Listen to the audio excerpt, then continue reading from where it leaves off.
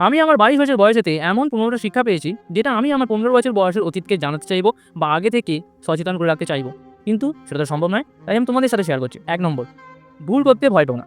যে ভুলের মধ্যে দিয়ে কারোর ক্ষতি হয় না, সেই ভুল করো। তার কারণ তার মধ্যে দিয়ে তুমি অনেক কিছু শিখতে পারবে। 2 নম্বর, যে জিনিসগুলো তোমায় এখন আনন্দ দিচ্ছে, সেগুলো পরে গিয়ে তোমায় কষ্ট দেবেই। আর যে জিনিসগুলো এখন তোমার কষ্ট বলে মনে হচ্ছে, সেগুলো তোমায় পরে গিয়ে আনন্দ দেবে। 3 নম্বর, দায়িত্ব ও কর্তব্য পরায়ণ হওয়া থেকে পিছু পা হও না।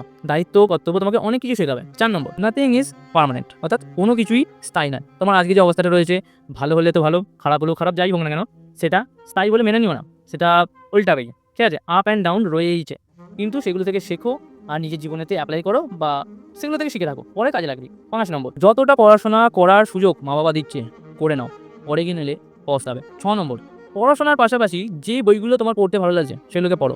সাইকোলজি হতে পারে, টাকা পয়সার ব্যাপারে হতে পারে, হিউম্যান বিহেভিয়ারের ব্যাপারে হতে পারে, তারপরে সমাজের ব্যাপারে হতে পারে, কবিতা, কাব্য, যে বিষয়। ইউটিউব রয়েছে, সেইখানেতে ইউটিউবে মারো, সামারি, পডকাস্ট শোনার ইচ্ছা হচ্ছে শোনো, কিন্তু ভালো জিনিসগুলোকে এখন থেকে শিখতে শুরু করে দাও। 7 নম্বর, যতই খারাপ লাগুক বা যতই অপমানিত মনে হোক, নিজের ঘরবাড়ি আর জামা কাপড়ের ব্যাপারে কোনোদিনও লজ্জা পাবে না।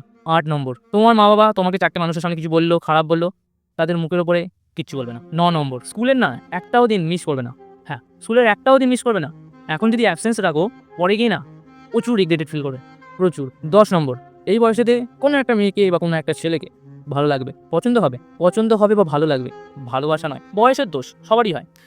এর মধ্যে তুমি ডুবে যাবে না।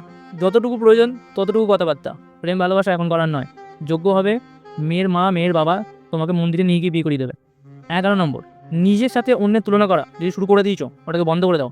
নিজেকে তুলনা করো নিজের অতীতের সাথে। 12 নম্বর, বলাটা উচিত নয় তবু বলছি, পড়াশোনার পাশাপাশি যদি পারো একটা পার্ট টাইম জব খোঁজো। পার্ট টাইম জব বলতে নিজের পাড়ার মধ্যেই একটা মুদিখানার দোকানে হতে পারে, একটা ওষুধের দোকানে হতে পারে, বা এমন একটা ভালো সংস্থার সাথে থাকো যেখানেতে তুমি ভবিষ্যতে সেই বিষয়ে কাজ করতে পারো, বা সেই বিষয়ে তুমি কাজ করবে বলে মনে করছো। প্র্যাকটিক্যাল যে নলেজটা তোমাকে হেল্প করবে এখন থেকে যদি তুমি শিখতে শুরু করো, এটা অনেক কিছু তোমাকে হেল্প করে দেবে, টাকা পয়সার ব্যাপারে, মানুষের সাথে কথা বলার ব্যাপারে।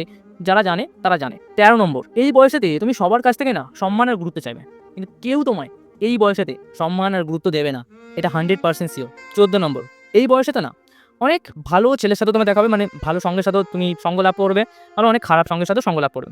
ভালো সঙ্গ পাওয়ার বেশি চেষ্টা করবে, তার কারণ এই বয়সেতে মদ, গাঁজা, বিড়ি, সিগারেট, এই যে যত সব খারাপ জিনিসগুলো রয়েছে, এইগুলোকে তুমি খুব সহজেই অ্যাটাচ হয়ে যাবে, বা এরা তোমাকে আকৃষ্ট করে ফেলবে। তাই ভালো সঙ্গে থাকো, যারা জীবনেতে ভালো কিছু করার জন্য ভাবছে। আর 15 নম্বর, এই যে 14টা লেসনকে এখনো পর্যন্ত বললাম, যারা যারা এখনো পর্যন্ত এখানে অবধি শুনছো, তারা মনে করি যে জীবনে কিছু করতে পারো, তার কারণ বাকিরা এটাই মনে করছে যে এই কথাগুলো তো আমার মা বাবাও বলে। হ্যাঁ, এই ভালো কথাগুলো তোমাকে সবাই বলবে, আর এটাই 15 নম্বর পয়েন্ট। যারা তোমার ভালো চাইবে, তোমাকে ভালো কিছুই বলবে, তাদের কথাগুলোকে শোনো। যদি না শোনো,